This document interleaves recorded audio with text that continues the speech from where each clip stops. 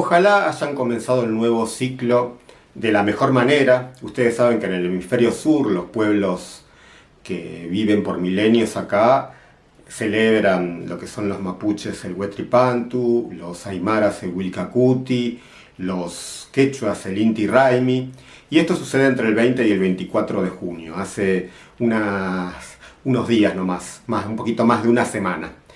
Bien, son tiempos electorales, tanto en Argentina como en Bolivia. Nos vamos a centrar en estos países que son los más cercanos, donde vivimos, donde estamos, donde están nuestros corazones, y también son una muestra de lo que sucede en la región. Y ustedes empezarán a ver coincidencias en sus respectivos países.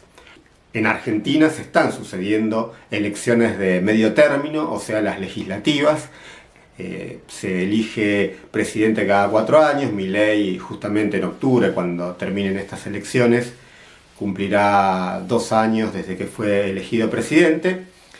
Y ya hubo en varias provincias las elecciones para elegir sus legisladores para la legislatura de cada provincia. Cosa distinta será para elegir sus legisladores en el Congreso de la Nación. Y la campaña ya arrancó con Cristina.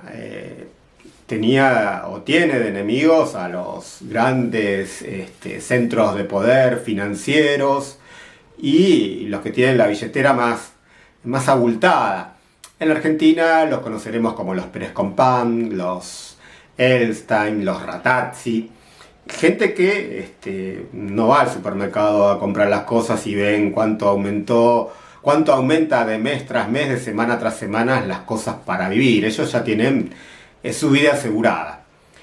Bueno, lo cierto es que Cristina hizo una jugada. Su jugada fue, bueno, me voy a candidatear para la tercera sección de la provincia de Buenos Aires en las elecciones de la provincia más importante del país, pero un lugar para su estatura política bastante mínimo, ¿no? Nadie entendía esa jugada, pero bueno, con los días, a la semanita nomás, los jueces mandados, porque tampoco tienen un poder propio, por los poderes de los que hablamos de verdad, los que tienen la billetera, dijeron que no querían que Cristina sea candidata y que tenían la posibilidad de mandarla presa, porque tenían que definir la Corte Suprema de Justicia si daba o no lugar a una condena que le habían dado hace un tiempo. La Corte Suprema de Justicia, integrada por machos, por hombres que son la mayoría de los que detentan el poder, olieron sangre como los lobos y dijeron, bueno, esta es la nuestra, vamos.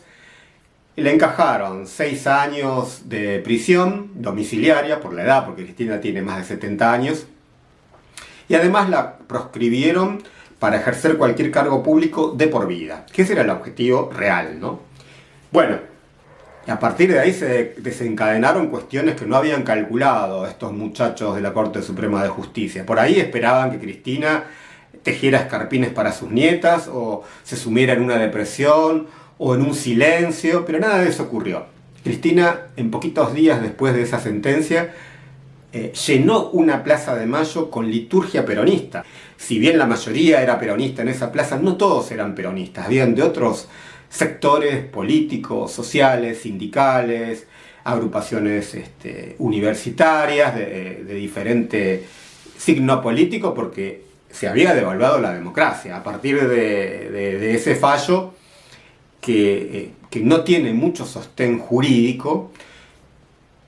De alguna manera perdió la democracia en Argentina y empezaron a verse los manejos, ¿no? Cristina dejó de estar en la lupa, la gente fue a verla al lugar donde eligió su prisión domiciliaria, y a partir de esa fecha los que estaban en la mira fueron los jueces, porque tenían que determinar qué tipo de encierro iba a tener. Y en un momento se hablaba hasta de que no podía ir al balcón. Pero bueno, como es novedoso, ellos tienen que decidir sobre la marcha. De alguna manera, lo que quedó expuesto es el accionar de los jueces del país, que en un acto de rapidez decidieron proscribirla antes de que sea candidato, teniendo muchas causas por decidir, mucho más antiguas que la de Cristina. Por eso quedó evidente que es un actor político. En Bolivia también, algo parecido, habían proscripto a Evo Morales por una interpretación del Tribunal Constitucional Plurinacional que decía que un ciudadano podía ser presidente, pero ya no podía ser reelegido en forma ni continua ni discontinua. Esto que no pasa casi en un lugar del mundo. La interpretación que le dieron los jueces, bueno, si uno es inocente puede decir, bueno, los jueces tienen razón, los jueces dirimen lo que está bien, está mal. Bueno, de hecho lo estamos viendo en Argentina y también en Bolivia, deciden cualquier cosa. Bien, ¿qué pasó inmediatamente de esa proscripción? Bueno, los que se sintieron excluidos porque lo votan Evo Morales y le creen a Evo Morales, decidieron bloquear carreteras en el país, gran parte del país, y el gobierno decidió desbloquearlo a como dé lugar. La primera vía, criminalizarlo socialmente, por lo cual se les abrieron causas por terrorismo. Y después ocurrió algo que cada tanto sucede en Bolivia, ¿no?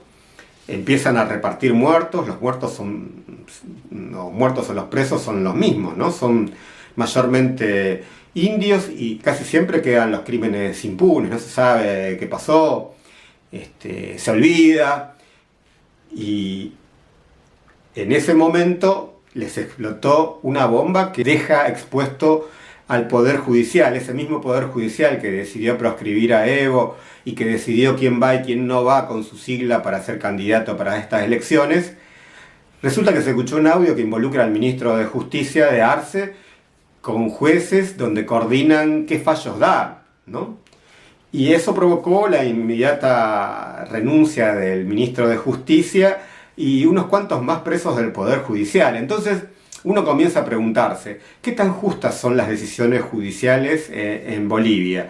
Y empiezan a recordar que esos jueces son autoprorrogados, que habían fenecido su gestión, que deciden cosas importantes de quién va y quién no va. Y oh casualidad, el único candidato proscripto fue Evo porque a pesar de esta interpretación quería volver a candidatearse, pero le bloquearon judicialmente las siglas con las que podía ir, ¿no? Pambol era una de ellas, se la bloquearon. Bueno, la inocencia en política ustedes saben que no existe, entonces uno no puede creer que eso es justo. Uno de los logros del presidente Arce, que asumió con un 56% de los votos, porque Evo lo eligió como candidato en una jugada política que fue exitosa inmediatamente, pero en el paso de los años, al parecer, no fue tan exitosa la elección, logró que ese 56% se transforme en 2% porque se difuminó ese capital político. Algo novedoso de las últimas 4 elecciones. El MAS se lo había quedado al presidente, que lo tenía bajo control Evo Morales por decisiones judiciales, ¿no? Entonces ahora sabemos cómo se manejaban los jueces. Nos vemos en situación parecida a la metáfora del señor Valdemar. El cuento del señor Valdemar es un cuento de Edgar Allan Poe que cuenta que a un moribundo lo hipnotizan y paran el proceso que ocurre a todo muerto, ¿no? Lo dejan durante 7 meses en ese estado hipnótico y cuando deciden despertarlo, el cuerpo del señor Valdemar se descompone como fue durante los 7 meses que hubo, en cuestión de segundos, y se convierte en una masa putrefacta. Bueno, en Argentina vamos a ver, después de las elecciones de octubre de los diputados y senadores nacionales en el Congreso, la realidad.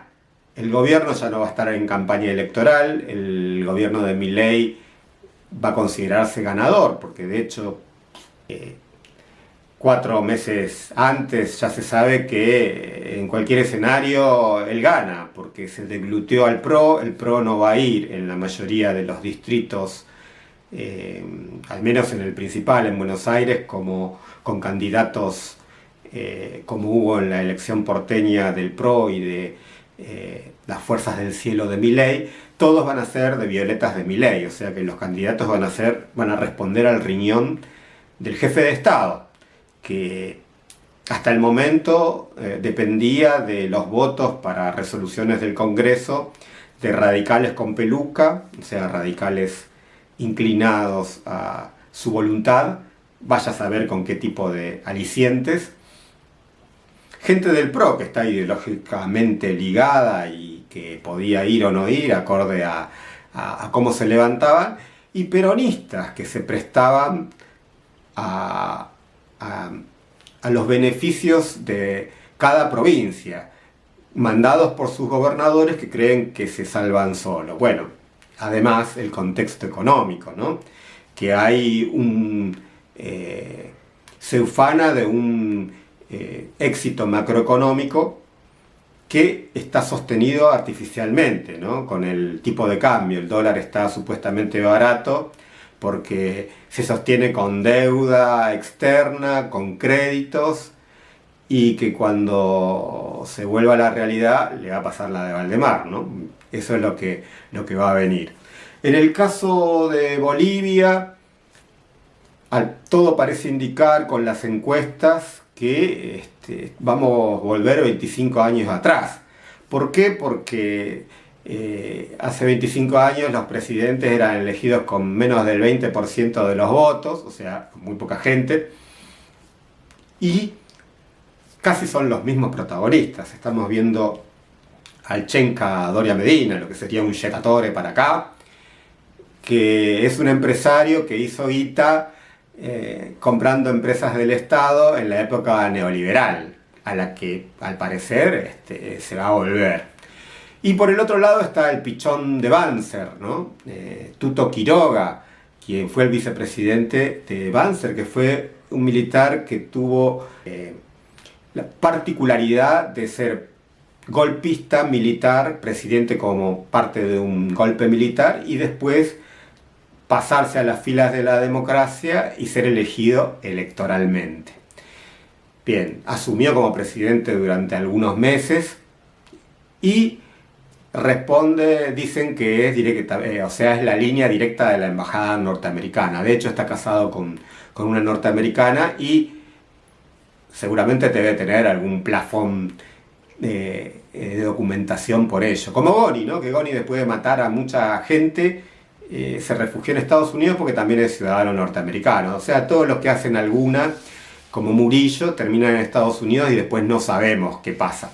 Son eyectables, ¿no? Lo importante es el modelo económico que pueda imponerse en esta región, o en países en particular, y hay ganadores y hay perdedores. Los perdedores somos muchos y los ganadores son los mismos de siempre, que mejoran sus condiciones con diferencia, y vamos hacia un modelo peruano, ¿no? Donde hay un 70% de pobres, un 20 y pico % de gente que la pasa más o menos bien, como muchos que pueden ahorrar o que les va bien dentro de la administración pública o algunas cuestiones ligadas a esos negocios transnacionales de extracción de recursos naturales, y un 5% que maneja el país, o sea, que la vive muy bien, ¿no? Y son los que manejan los medios por los cuales también